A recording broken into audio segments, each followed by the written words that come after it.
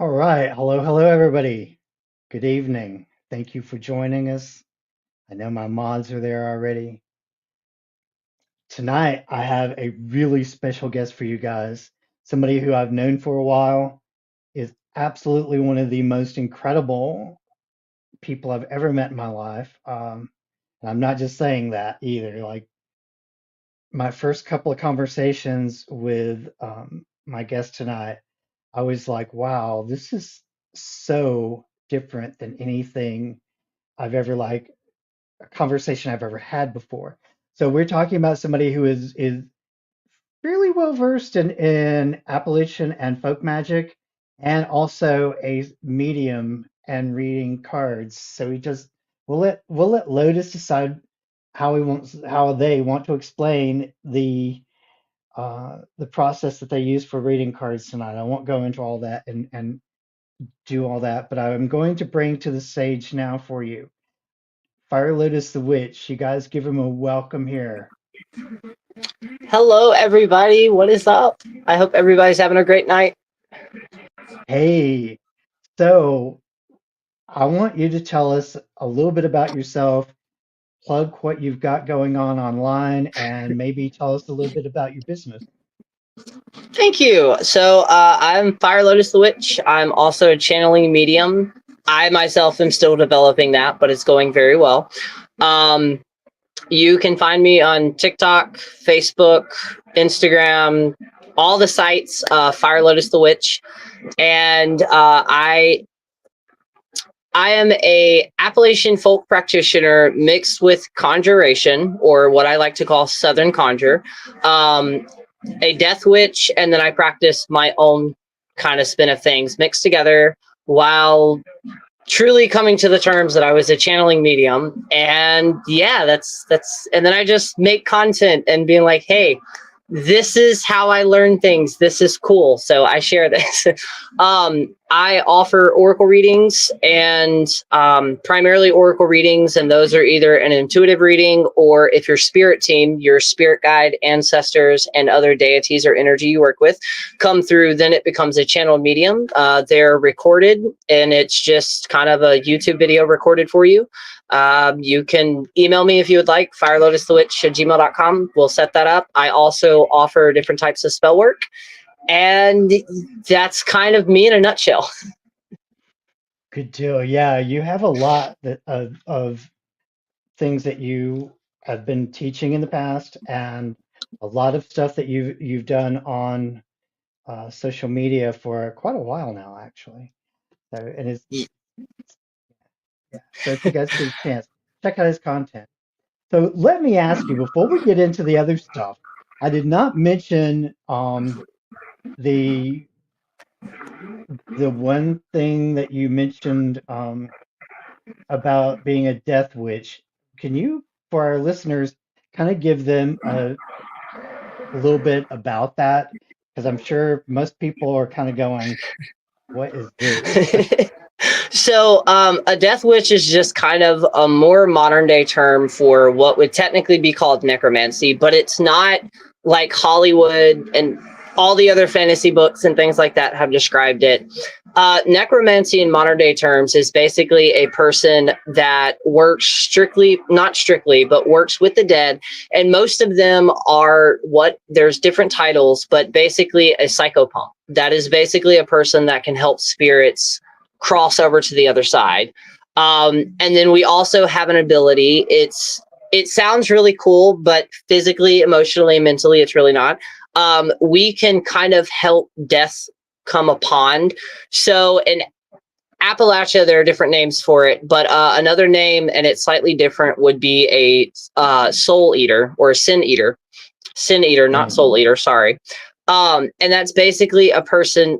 I'll get into that in a minute. But basically, a death witch is a person who can kind of not directly summon like you would see in TV shows and stuff like that. It's not like a drop of a dime, but we can help call death to a person, animal, other thing that they're basically at that time. But also all death witches are slightly different. The only way that I discovered that I was a death witch was kind of through my mediumship but it was also through a 2-year spiritual awakening. There was a lot of death around me, and I was like, okay, I've experienced that before, but younger. So like, it didn't really click. And now as I was much older, I was like, what is going on right now? And it kept following me over and over again. This is also around the same time that I discovered that I was a medium. I kind of always knew it, but certain things had to click for me to be like, oh, okay, this is who I am. Let's start doing this. And yeah, but technically it would be a necromancer in different cultures and different paths. There are different terms to describe what that is. And it's not as cool as it sounds. I know it sounds really cool. I first heard the term death witch officially on TikTok when I joined. And I was like, what is this? And then started researching it. And I was like, oh, well, okay, that's me. And yeah, but it kind of feeds in with the mediumship and being able to commune with spirits. But specifically, most of them do work with death deities, but you can also work with a death deity and not be a death witch, if that makes any sense. Right. But yeah, that's kind of my definition of death witch. We can help guide souls and spirits over. We can help spirits become non-earthbound, if you would, depending on the terminology you would like to use. But we can also commune with death, but not just in like, oh, the ending, the entire concept that is death. Because here in America, in the United States, death is kind of a taboo, but in other places around the world, death is just the beginning. It's just, we don't talk about it enough. So endings, like we all personally on our journeys experience a type of death when we break up a relationship or a friendship ends or a specific shift happens to where we kind of look at ourselves completely different. It's a type of death, and you go through a mourning process of that. So it's kind of in the same realm as that.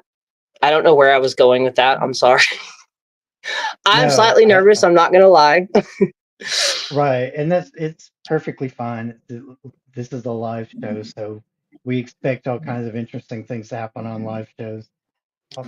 So let's talk about, because when it comes to, first of all, with Appalachian and folk magic, some of the terminology is different sometimes because it does come from the Appalachians, and the people of Appalachia definitely have their own lingo, their own languages. So what are some of the terms that are normally used in mainstream? What are some of the terminology differences there when it comes to?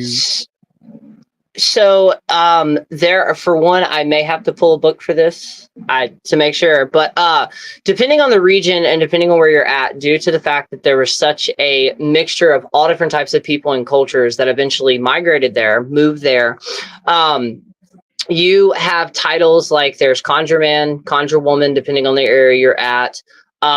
There's faith healers. That's the subject of it. There are root doctors, so many other different types. The one thing I did want to point out is there is a slight difference in Appalachian folk magic and then also folk magic, obviously. But the main thing that I wanted to chime into that is there's a lot of mixed discord online about like, is Appalachian folk magic closed or if it's open?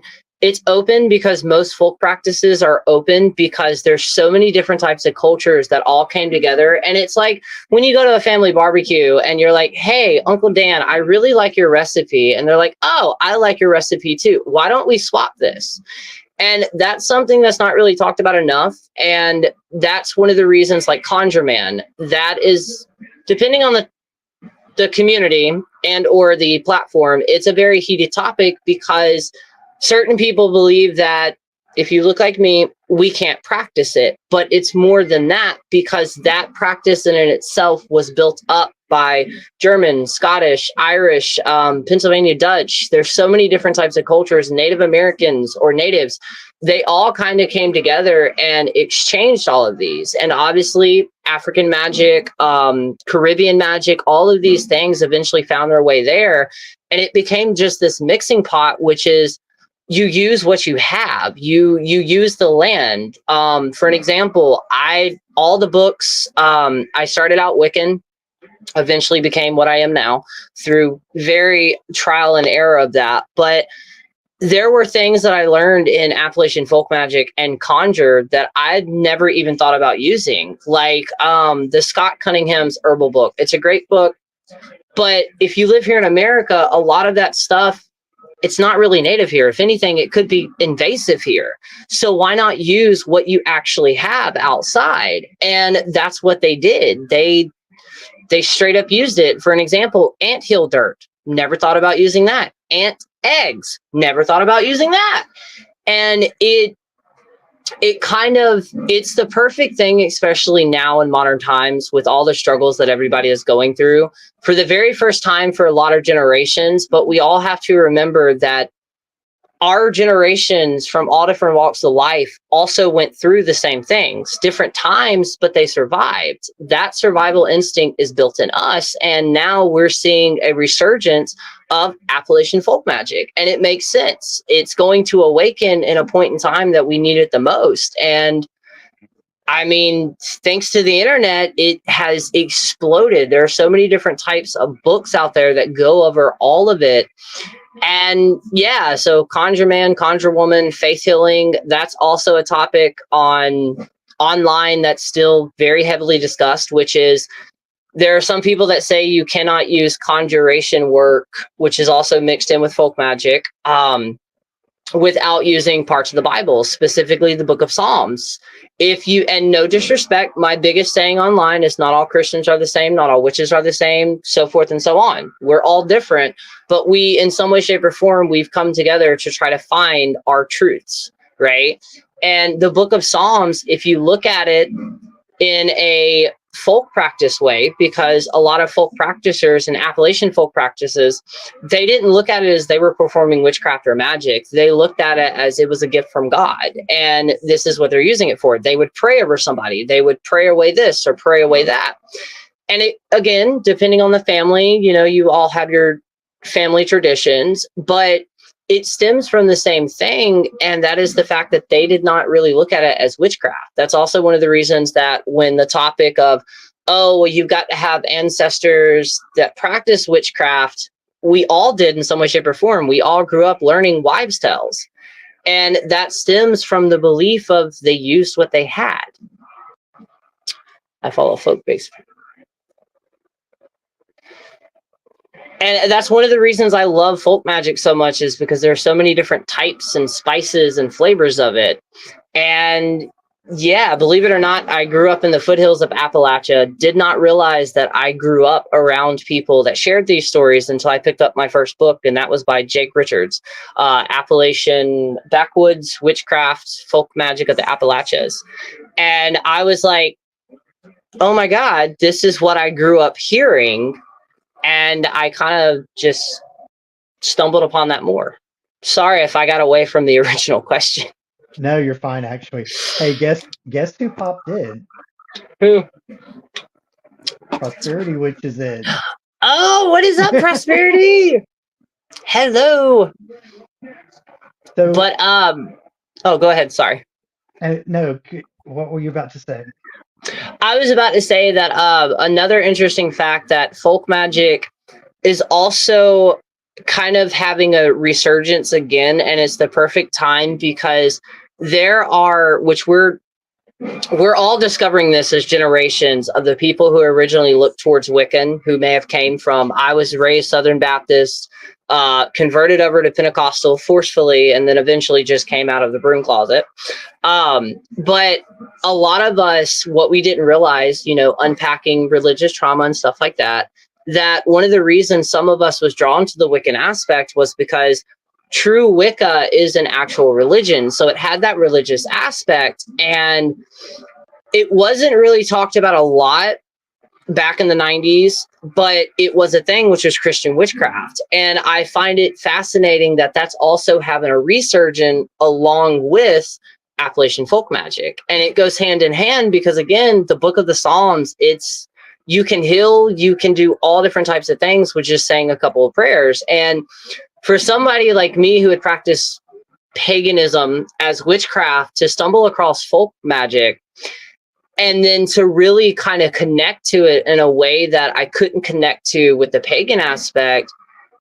Like straight up the prayer warriors that you see at churches and things like that, there is a lot to that, and it stems from the same thing that witchcraft does, which is belief. You have to have belief in yourself, but also belief that it actually works. And then there are sometimes the universe steps in and they're like, we're going to show you it works. Boom. When you talk about, so I guess because the terms tend to be used interchangeably a lot. So is there, and you may have like, I want to try to see how, is there a way to define the difference between folk magic and Appalachian magic? Is there really a difference? I would say the region. That would have to be the only thing, because most folk practices are based on the religion. So there's North American folk magic, there's Appalachian folk magic, there's Ozark folk magic, Italian folk magic. So I would say the region and the mix of culture that came together in that area. So then in certain areas, you're going to have more of a combination of heavier Celtic influence than others, and in some maybe more Germanic. Yes. So forth with the Christian. And then again, true enough, Appalachia is kind of a very rural, broad area, but also you got to think of the generations. So they've kind of mixed and then kind of got up, moved somewhere else. So there's a very broad search. So besides research online, because obviously more authors are able to connect more, book wise, it just depends on the author and how they were kind of raised. And then just another great book is the North American edition of folk magic, because that breaks it down in a way that I can't. To fully break it down, it would basically be, it depends on the other cultures that kind of moved in and mixed with that to kind of eventually get what we have now. So it just kind of depends, but primarily I would say the region or primarily the region of the actual type of folk magic. So you started out in very traditional Christian background for the early years of your life, and then progressed out of that, starting out with Wiccan, and then discovered the other areas of witchcraft. Do you actually identify as, well, obviously you do because your name does, but do you feel that what your practice is more witchcraft, or do you actually use other terminology for it? Because I know not everybody identifies as a witch. I love that you asked that question the way you asked it too, because so I used to identify primarily as pagan, but that was also because back then I would be like, oh, I'm a witch. And they're like, oh, you're Wiccan. And I'm like, sure, yeah, I'm Wiccan, which at one point I was. And the reason this changed was because in Wiccan, I got to a point where it just plateaued. There was no further, it didn't fit right. Then I would identify as pagan. And it wasn't until I moved down here in Florida and my father-in-law actually asked me when he said one thing to me, and it completely broke the pagan aspect, which was the difference between their God and my God is you have to appease us pagans, right? And I was like, I don't like that. It also happened in the same stance that I also started actually realizing, oh, wait, I can work with my ancestors. Like, I don't have to have this mystic family line. They're spirits. I can work with them. And then the Appalachia grew into it, and I realized I was from it. So I was like, wait, there's something here. And as of now, for the past 4 years, how I identify myself is I'm a witch who practices different types of magic. It doesn't really stem from the belief. Yes, I believe there are more than one God, but I also believe, and this is crucial, I always try to say this, to be a witch, Wiccan, pagan, whatever, you don't necessarily have to worship gods. You do not have to worship or work with other gods to perform witchcraft. You don't have to work with your ancestors to actually perform witchcraft. You can believe in Jesus Christ. You can believe in God and practice it. You may not call it witchcraft, but in some way, shape, or form, it's kind of the same thing. It's manipulating the building blocks around us to a slight nudge life in the perfect direction, or turning yourself into kind of like a magnet where you're attracting what you're trying to talk about. And then when working with other deities or one deity, you're basically praying to them. It's the same thing as, you know, a Christian sitting down praying, a Catholic going in a church and lighting a candle. Which is just kind of slightly, to some degree, and depending on the witch, we kind of just simplified it, where we may pick up a candle, carve something into it, cuss at it a little bit, anoint it with oil, and then light it, and voila. But we're all different. We're just trying to figure out a way. But yeah, a witch who practices different styles or types of magic. Yeah, yeah. So when you're first getting to like the opportunity to actually meet people who are interested in the craft, or maybe they're just curious and want to ask questions, what are some of the things that come up in those conversations? Like, what are some of the first things that people usually ask you when they find out, oh, you're a witch? The number one, straight to the top, number one is, wait, for one, I did want to let everybody know, for the sake of this conversation, I'm non-binary. So any pronouns, I don't care, as long as it's respectful. And the reason I said that is because most people look at me and they're like, but you're a male. And I'm like, that's so old. Witch is a non-binary term. Anybody can fit the title, because witch translates to wise person, wise man, wise woman. Everything else in between, straight up, wise, being wise. And the second one is, oh, do you worship or work with Satan? Yes and no. The reason I say yes and no is, for one, the concept of Satan comes from a specific type of religious belief. But there is an archetype in traditional witchcraft, and this is the one thing that I keep forgetting to mention. I also practice traditional witchcraft. It's not the one and only, the OG tradition of witchcraft, but the name of it. And in that specific section of witchcraft, there is two deities which are known as the Witch Father and the Witch Mother. In certain translations and in certain sectors of that, it is basically the devil, as in what comes from my understanding, what comes from the stories we still have of the witches before. Like in Salem, there was a guy who showed up with a black book and a black cat. Another name for him is the blacksmith. And he is somewhat of a horned being, but not goat head. He's more of deer. So the most modern day interpretation, and this is horrible, and so many witches are going to come for me in a joking way.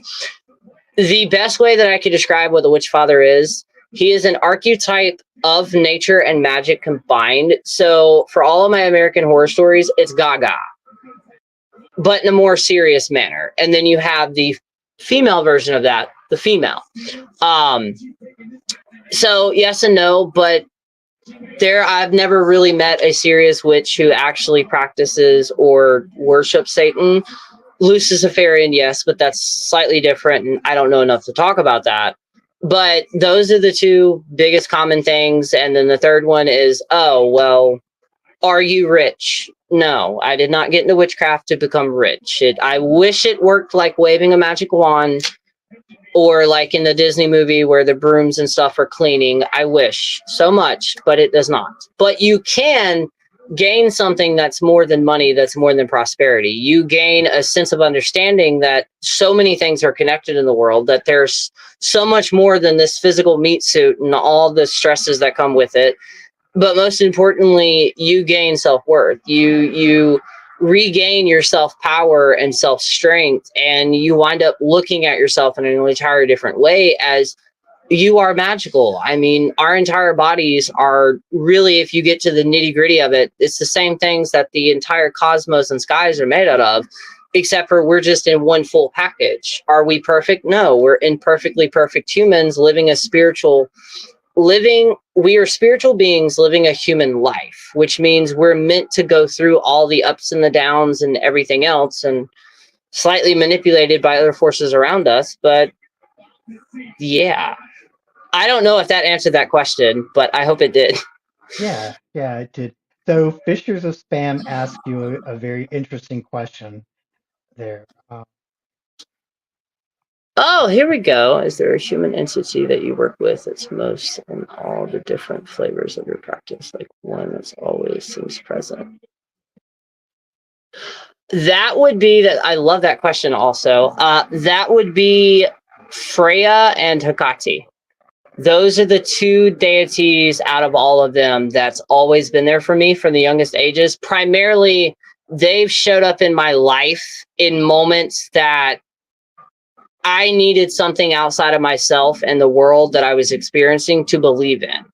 And I put that in them, and they helped me grow in ways that I would, honestly, I don't know if I would be here if not. So Freya and Hecate, which is also interesting that you asked that, because I just started working back with Hecate. Hecate is Greek, and I think Freya is, I want to say Roman, but I could be wrong. I'm not really good at the history and knowing the history and things like that. There was a specific word that I used to describe as that, but those are the two that I work with the most. And then every now and then I work with Loki, and that's just because he keeps showing up. So Fisher was saying that he was looking for non-human deities. Oh, non-human. Okay. Sorry. Non-human. Hold on. Let me reread that comment. I think you just broke my brain. Is there a non-human entity that you work with most of all the different flavors of your practice? Like one that's always seems present. Non-human wise, no, actually, I don't think I do. If I'm understanding the question, I'm going to ponder that all night. Thank you for that question. It's a question I have not ever heard anybody ask before, actually. Because I'm thinking, and I'm like, there actually is. It's slightly from one of the creators that helped traditional witchcraft created. It's part of the, I hope I said this right, the Fae tradition. But with that, it's not like the like little people Fae that we think of. It's more extraterrestrial beings. So that's what I thought of, and I was like, wait. Well, congratulations. You're the first person that has broke my brain with a question, which I love. Fisher can always throw something interesting out there. That's one of the things I love about him. Oh, that was perfect. I haven't. Just know that I will be responding eventually when I gather my thoughts. There may be a TikTok video about that one question, because that's a... Next question, because if not, I'm going to hyper-focus on that. Okay, so let's talk for a little bit about your business, about the idea, because there's some things that you do that is a little different. First of all, let's talk about the difference between getting a reading, or even the terminologies that are used sometimes, divination and fortune telling. What are the definitions of those two, or what is the differences between the two? Because there are some huge differences. There is. So for one, I do not claim to predict the future. That's one thing I tell most people that come to me. So that stems primarily from the spiritual movement mixed with kind of Hollywood. In my eyes, it does. And there are some people that straight up, you can call them psychic, as in they can predict the future. Divination, though, is what I like to focus on, because divination was not meant or created to predict the actual future for us. More along the lines of, it helps us gain insight or foresight on things that could happen, because I believe the future is objective. So you knowing about something, you could literally turn that into a self-fulfilling prophecy. But with, say, tarot, oracle, there are so many other different types of divinations out there. But those are the most popular. With tarot cards, you can get answers to things that you would not ask yourself. And I say that as a reader, as good as I am, I cannot read myself to save my life, which I find that's a trend with some people.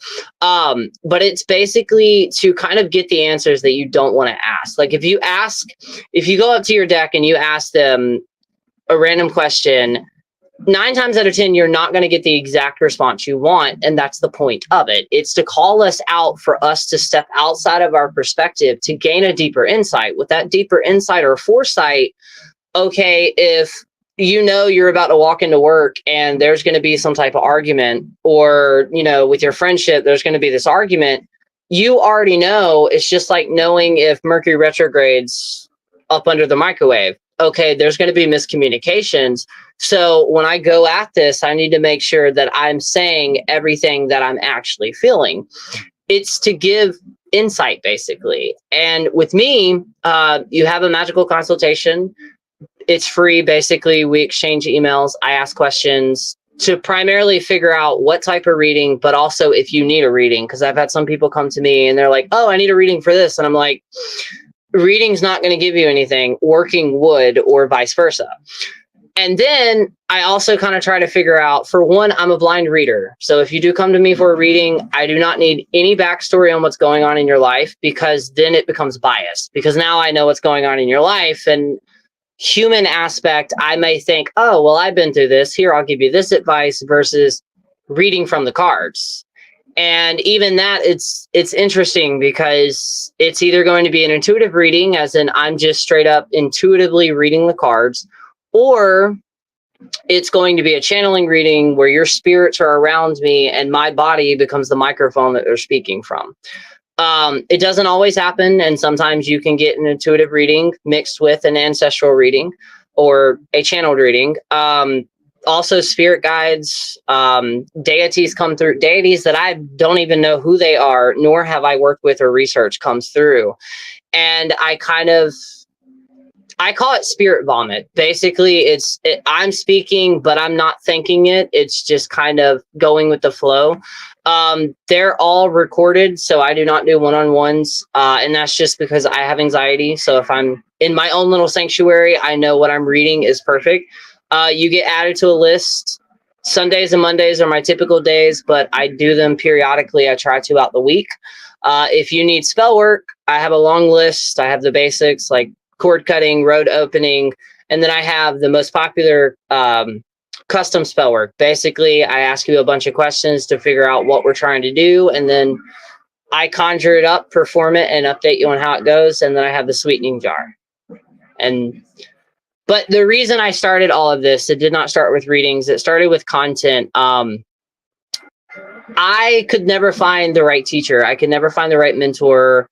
I went to so many other ones, and they either didn't give me the question, or didn't give me the answer, didn't give me any resources, or they did, but not necessarily the ones that I wanted. So I eventually, after multiple people came to me and was like, hey, you need to start teaching this. So me starting all of this kind of just, life happened and life threw it in my face. And I was like, I don't know what I'm doing, but let's do it. The base of this community is I'm trying to be the person that I could not find.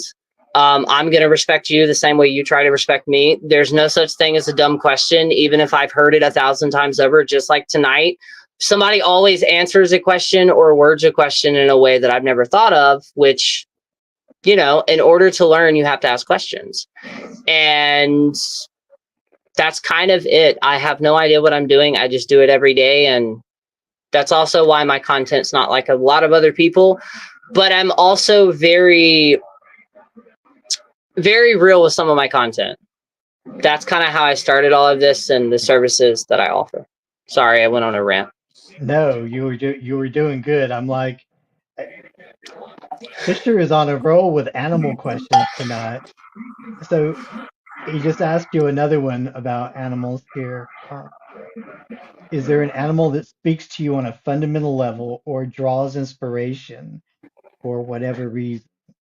That would be a hawk, and then slight curveball, but same meaning, the lotus.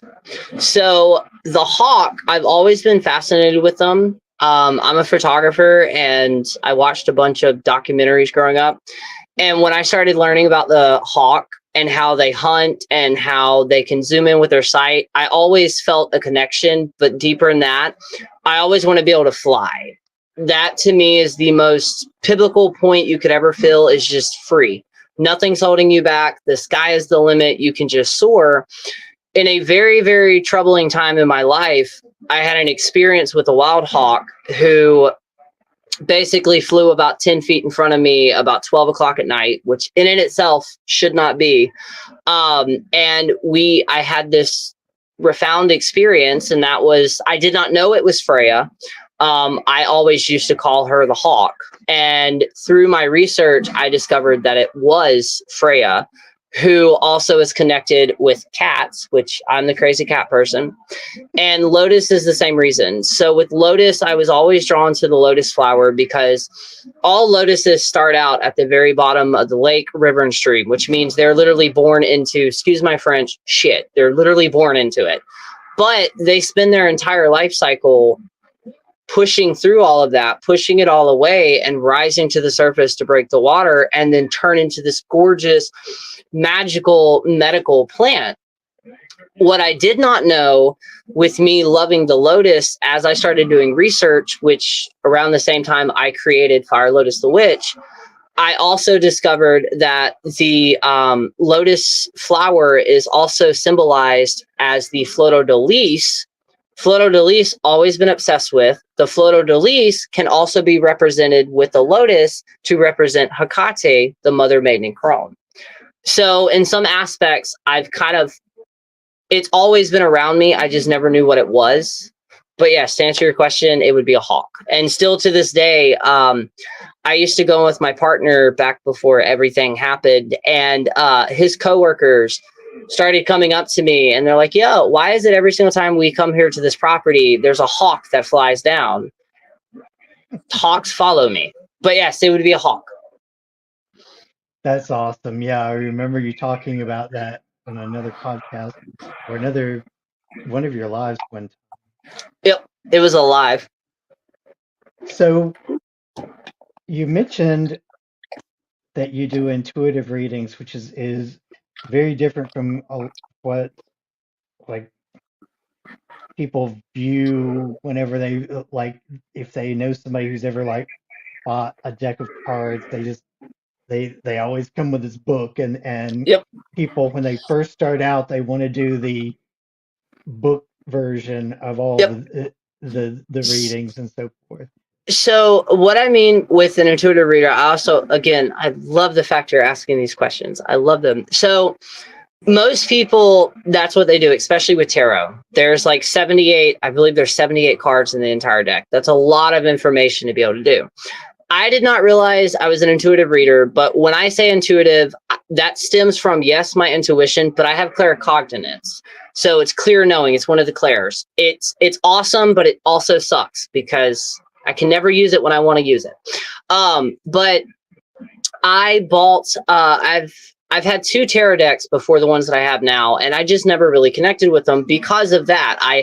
I fixated on, okay, in order to be a reader, because there were not many books to explain there are different types of readers, I have to know the meaning of each individual thing on this and then be able to apply that to the person I'm reading. It did not click with me. I bought an oracle deck. The book magically vanished, and another practitioner walked in the shop that I was at, and they're like, well, read my cards. And I was like, I can't do this. My partner pushed me to, and I did it. And I read them. Fast forward, I've discovered a specific oracle deck called Flowers from the Dead. It's what I call my OG deck. It's these right here. And the reason I'm pointing these out is because the entire deck was created by a tarot artist, but she realized the same thing. She realized that people, when they get cards, they hyperfixate on being able to remember them. So them being a tattoo artist, they started randomly sketching things out, and the deck of cards, the oracle deck, that's how they were designed. They did not come with a book. You just get a deck of cards that has a couple of words and a picture on it. So when I was gifted them by one of my friends, randomly ran to TikTok, started making a video, and then eventually I started kind of having people in, and I realized that I didn't need a book, that I could just intuitively do it. Fast forward about through 5 years worth of me reading people, I eventually discovered, because a couple of things kept coming up when I was reading people, and they're like, I don't understand how you knew that. That's beyond intuitive. That led me to me finding out that I was a channeling medium. So there are moments where I'm just reading what I sense, feel, and or what pops into my head, but it pops into my head with a slight discernment. So it's not like a random thought as much as this thought is for the person you're reading. Versus channeling, I kind of just get in my groove, and whatever pops into my head, I've worked out a system that when I channel, the spirits will pop through, and it sounds very weird, but whatever comes through, when I know for a fact the spirits are here, I relate to them, because I've said some off the wall stuff, and I'm like, there was one reading in particular. It was one of the moments it clicked in my head. I was setting up to do it, and I have my own little kind of ritual. It's very basic, setting up certain things. And I said the person's name, but before that, I wrote it down on a piece of paper as my list. And all of a sudden, I started singing the bare necessities out of the Jungle Book. Oh, wow. And I was singing it to the point where I'm verbally singing it, and I stopped myself, and I'm like, why am I singing this? I haven't watched this movie in so long. Like, where's this coming from? So something told me to make a mental note of it. And as I was reading this person, I was like, all right, this is going to sound weird. My mind's not letting it go. I kept singing this. Come to find out, a person who had recently passed in that person's life, they loved the Jungle Book and connected to that song. Mm-hmm. And I kind of just kept going. It's evolved. I've had oh shit moments. I've had readings where like nothing really resonated.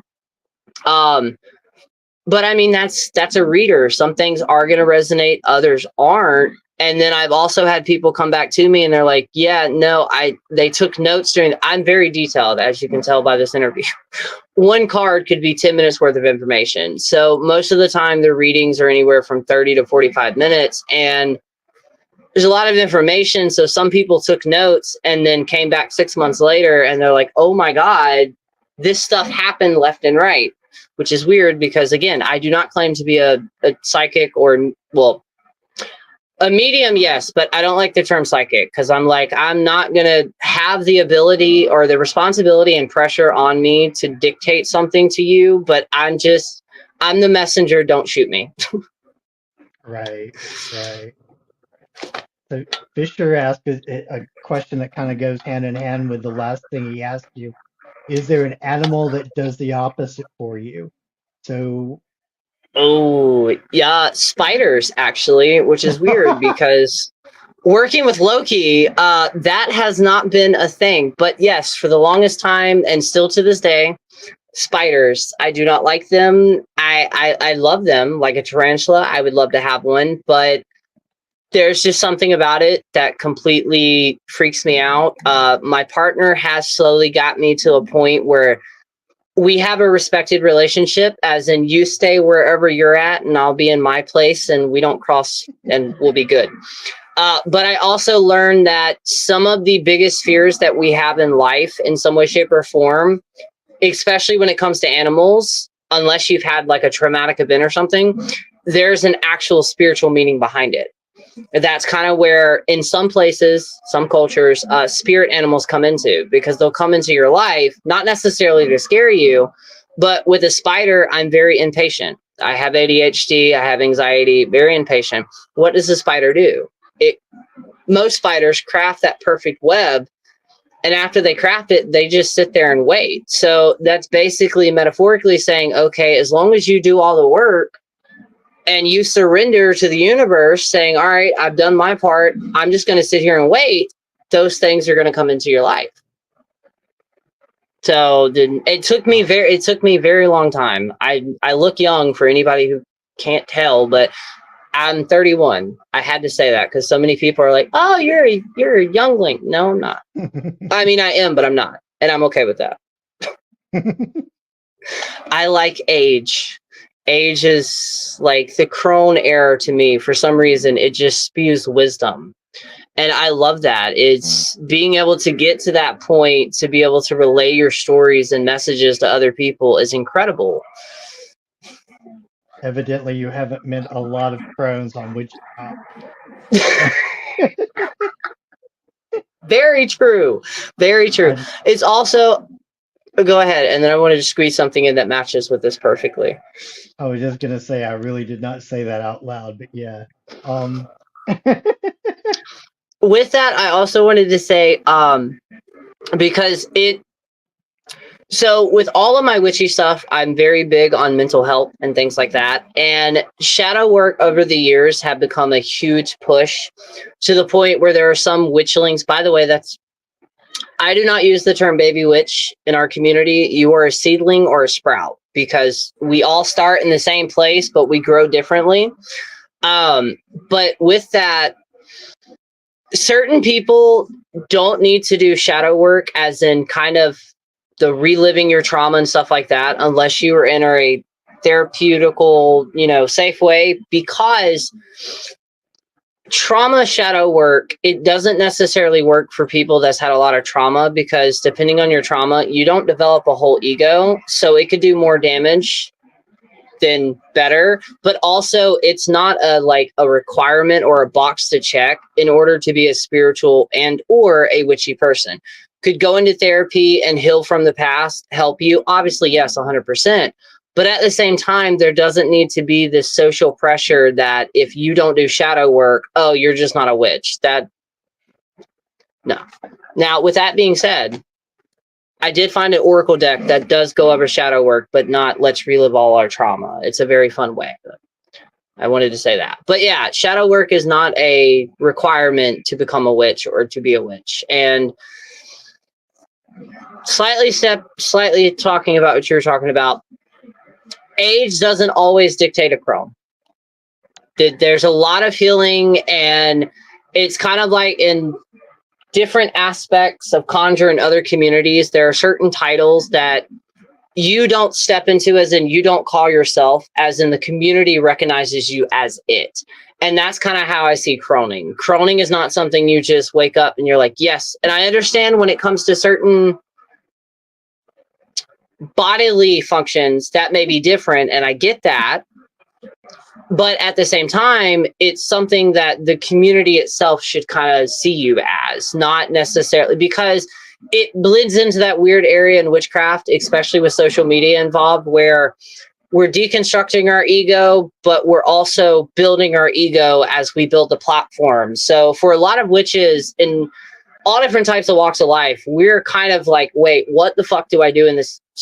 What do I do in this situation? I typically ask if I can cuss beforehand, but I'm like, and that stems from an interview that I did with another author. They call it the Great Curse and the Great Blessing. We have the internet, which is the blessing, but it's also a curse because as humans, we haven't really fully wrapped our heads around the best way to use it. Right.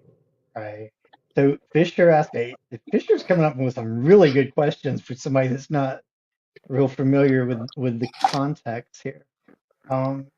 There's a prevailing message, or is there a prevailing message during medium work that you find fascinating? Honestly, especially with the medium work, so due to the fact that I'm a blind reader, besides your name, that's the only thing I like to have, because that way I can really tap into your spirit team. I find a lot of them fascinating, and it doesn't always happen, but I've had some people, they'll rewatch the reading, and every single time I draw a card, they'll throw the thing that I said at them, but they'll word it to where it fits into their life. So the way that I describe it, it's like kind of a jigsaw puzzle. So as a reader, you already have your box of pieces, but there are pieces missing. So it's kind of, as a reader, I'm putting in the pieces, but I'm still not seeing the actual full picture, nor am I seeing, really, depending on the reading, other actual parts of the thing. So I'm blindly putting pieces down. And then when the people that I've read actually put all of them together, and then they come back and they're like, oh, so when you said this, this, and this, or when you described this, this is what that meant. I've been blown away.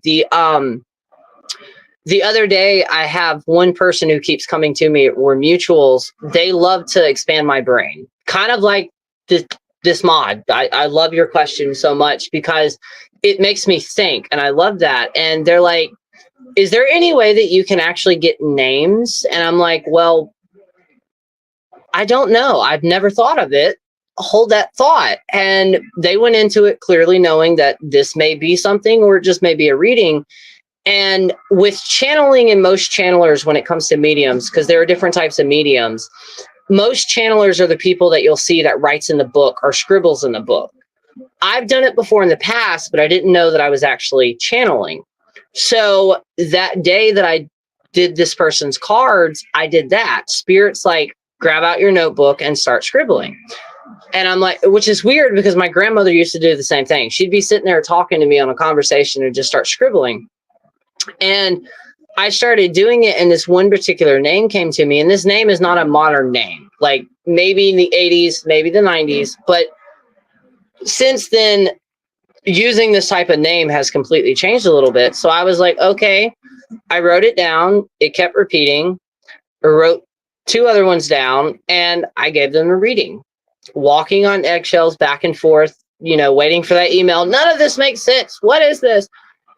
They responded about a week later, and they had shown another family member that video, and come to find out, they had a great aunt with that exact same name. And then the second or third name that I came up with was that great aunt's child, now who is an adult, who had passed away about 2 weeks up to me giving that reading. And there are other things that have come through in other readings where I'm just like, there was another one where I described a farm, straight up a farm, everything. And then the person's like, do you care if I send you a picture? And I'm like, yes, please. Almost to the T, the exact thing that I described was the picture that was taken back in the 60s. So when those moments happen, it blows my mind. But due to, mental shenanigans, it kind of helps me pave that foundation where, as long as I stay, rooted, mental health, balanced, all the doubt and stuff like that, there's no doubting this. It's like those moments where you step into a path, and then, you're kind of questioning, why am I here? You just get promoted to being a manager. Why am I the manager? Even though you've been doing this for like 10, 20 years, why am I doing this? That imposter syndrome. So I use moments like that where, imposter or not, there's no way I can explain that. And those are the moments that have always stuck with me, or the one or two moments where, again, I thought my mind was just coming up with something, and then I just like, this doesn't make sense, but this is what I'm seeing. And then they come back and they're like, no, wait, that checks, that makes sense. And then to be able to leave that with, I just helped a random stranger heal in a way that they may never get that before. And it kind of makes me go into a spiral of like questioning everything I'm doing, but in a really good way, because it's like, now I understand why I've had to go through all the struggles that I've gone through, because it gave me the knowledge and the understanding to be able to apply that to help other people. I would never do it in a therapeutical or anything like that way. I tell people straight up, yo, I'm a fortune teller. None of this stuff could come true. It could all come true, vice versa. It's for entertainment purposes only.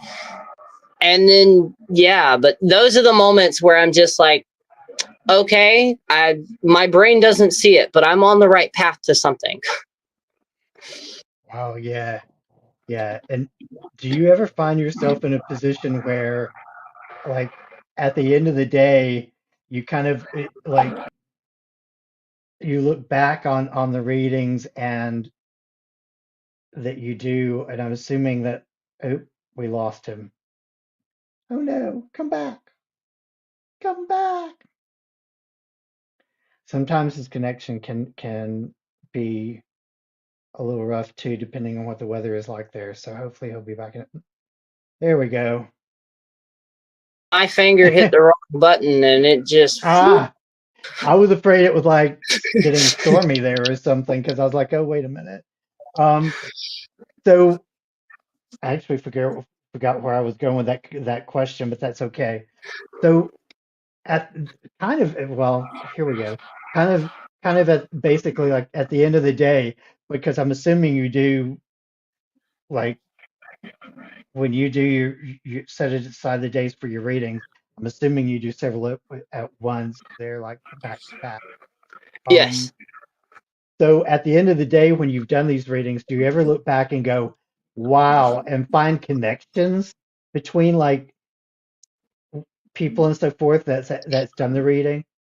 Yes. So on a collective scale, I've had a few months where there's almost a collective theme. Like this past month, it was all about surrendering, getting to that point where you know for a fact you've done everything you can do and just saying, all right, universe, come at me. Another one was releasing because so when people think of blocks, they think of it's like a mental block or, it's these blocks are when you hear a person has a block. It could also be because this person is avoiding something because we see this small little area as, okay, I don't want to deal with this. I don't have the time or the energy, right?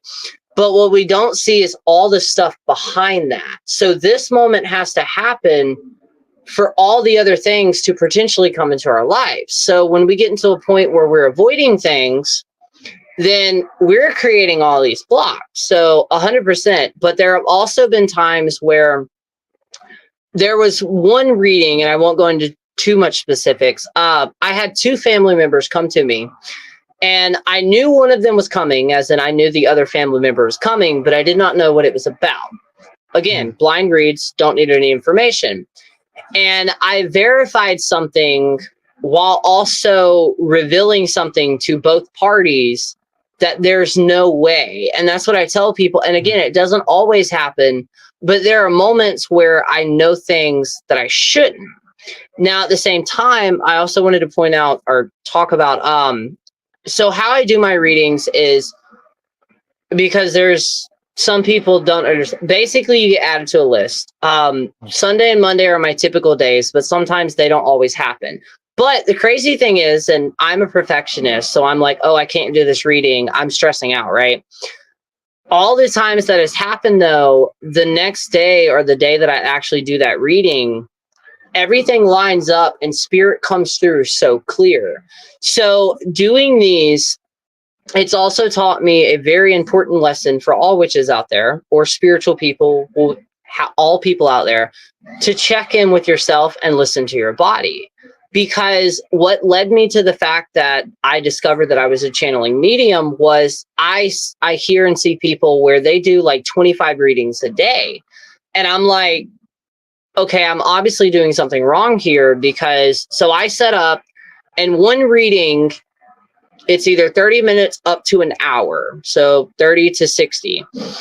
And that's just the recording, but it takes me, depending on how our internet is, it takes me about an hour and a half to 2 hours to fully upload that. And I did this sale way back ago. It's kind of like the sale that I currently had going today. And I had about 100 people come into me.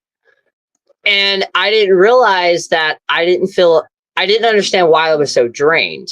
And then I did the most recent readings. They're all recorded. And eventually I reached out to somebody and they're like, hey, the reason you're so drained is because you're not just intuitively reading the cards, you're channeling. And I was like, I don't understand this. What do you mean? And when they explained it to me, basically a channeler is we open our bodies up, which has also taught me all different types of protection. We kind of become the microphone for the ancestors. So I could do one reading and I have to go lay down for like 45 minutes. I could do two readings. And typically though, when I get through, I try to do 3 or 4 readings a day, the days that I record. And by the time that I get through with them, I typically have to lay down for like 2 hours because it just completely drains me. But that's good because now I'm learning my limits of how far I can push myself and to what extent. Right, right. Fisher is asking another question. This one's really interesting too. So, is there times during rituals or mediumship that you truly feel fear? And if so, how do you sever the connection? Does it ever come back to haunt you? I honestly think that you are tapped in because you just brought up the question that I wanted to also add to the reading aspect, which is going to bring up the fear. So yes and no. So my spell work / rituals, that's slightly different, as in I have one cardinal rule that if it is spicy workings, because I do offer them, for everybody who may not know what spicy means, basically baneful, hexing, warding, somebody did something to you and you need justice. I do those outside. I typically do not do them inside. If I do, I go through extreme links to make sure that that energy doesn't bleed off into the rest of the house. The reason that I'm bringing this up is because a lot of readers, you'll hear the term, oh, I need to connect with your energy. I need to tap into your energy. I don't do that. I tap into your spirit team energy. So instead of directly tapping into you, which means I have to go through the wards, I have to make sure I myself do not trigger anything. Instead of doing that, your spirit team comes to me. And again, that's why I hold the card, say the name, they come in, and there are a couple other things that I do to let the spirits know, hey, I'm open for service. Has there been moments where I've, like you said, there was a connection that kind of came back and bit me in my ass? Yes. It's only happened about 3 times. 2 of them, it took me multiple attempts to be able to read the person. And then when I finally did read the person, I was completely wiped out to the point where I had to do a full cleansing, which I do not do typically. I also, it's important to know, and I should have brought this up earlier, I run a spiritual bathhouse. That sounds way more elaborate than it is. Basically, I've set up my property as being a spirit hangout, whether I know them, whether primarily it started when I started reading people so they can kind of hang out here. But there are guidelines with it, as in primarily. So in witchcraft communities, negative spirits, which I hate using the term, I don't use the term demonic either. You can, to a degree, depending on how experienced you are with reading energy and discernment, making sure what you're communicating is what you're communicating with. You can have messages from all different types of spirits. In conjuration, there is a term that is called a hot spirit. A hot spirit is not good nor bad. It's like a land spirit. It will either acknowledge you or you don't exist to them, or you're the bane of their existence. That hot spirit, though, is like that family member or teacher that we always had, where they were very stern and strict on us, but not because they were trying to, they wasn't getting joy out of it. They were trying to make sure that we reached our full potential. Spirits are like that too. And you can meet some of them. But here recently, without getting into too much detailing, I had done 1 or 2 readings, and something wasn't able to fully come through, but it was able to affect me in a way that I've never been affected before. So that was a learning curve. And it's important, especially as a teacher or a mentor, to talk about that too, because we fuck up, we mess up. We trial and error. That's what witchcraft is. Repetitiveness, trial and error, and learning from your lessons. So yes, 100%. There have been moments. Another moment, it's going to get very heavy, and I guess trigger warning for unaliving. I'm not going to go into details or anything.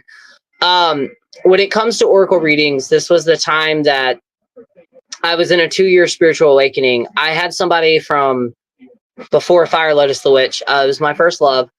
I'd known him for about 10 years, and we were hanging out, and I did a reading for him. He asked me to. I was like, all right. And at that point in time, we're just 2 friends. I'm reading for them, right? This particular reading went in a way that I've never had it before. And basically, I saw something very clearly that I never wanted to. And I lied to this person. A year later, this person kind of went through the same thing that I saw.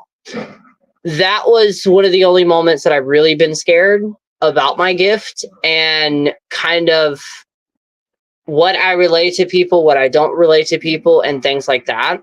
So those are really the only heavy times that I've ever had, and I've always learned from them to make sure that something doesn't come through.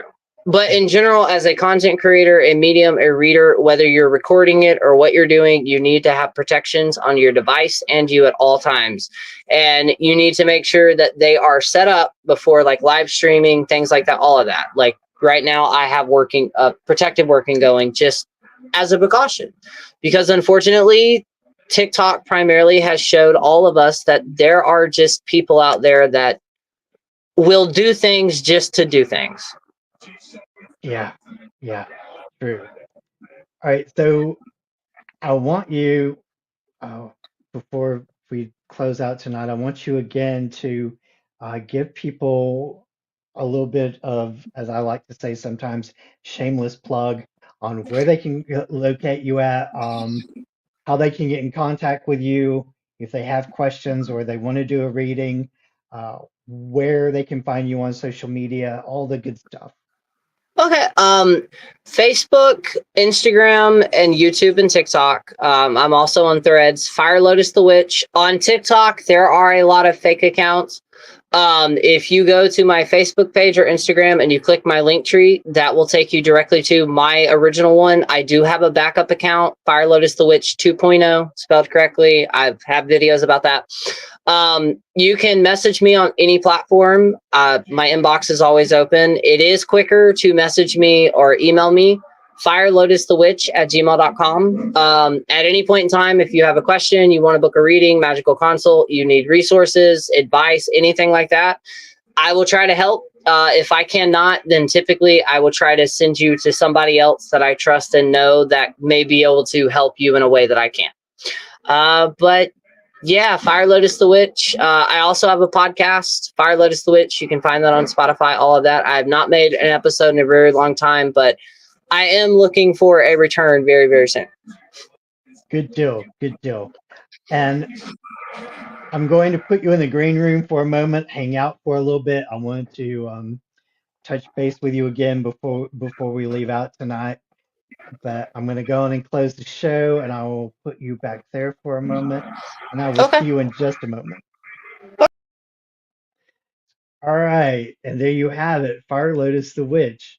Uh, Always entertaining, always informative, and always someone who just has a really, really sweet spirit about them in the process of really getting the word out there and the information out there. All right, I appreciate you guys. Next week, I will have, are you ready for this? We're going to do a whole different thing again. I'm going to have the paranormal rejects with my friend Ray. Um, they are a paranormal investigation group that has just started recently, and they've had some really, really interesting experiences already. So we're going to see them next week. I want you guys to come ready for a really interesting time. We're going to be interviewing all three of those members of the Paranormal Rejects all that night. I promise you, it's going to be totally untamed. All right, guys, thank you again. I love you. I appreciate you. Remember to like, comment, share, and always push this out there for other people. Thank you, and have a good night.